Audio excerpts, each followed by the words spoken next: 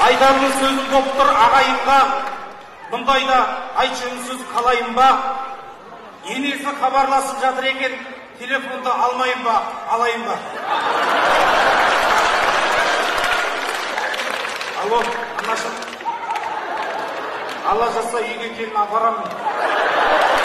Артымыздың күйеуі ата-анамын. Екі жастың қосылғанын тілеп отқан халықтың естіңізші шапалағын. Айтпақшы, той тізімін бұзыңызшы. Қайтадан адамдарды іздіңізші. Осында отырған 5 қазы бар. 5 келмейтін адам сызыңызшы. Жүрсін аға, тойма келем деп тұр. Өзіңдей бауырыма сенем деп тұр. Тойларының құрметіне осы айтыста екеуіңе бас жүлден берем деп тұр. Аяғыма өлем деп тұр. Алып қашсаң асыл өлем деп тұр.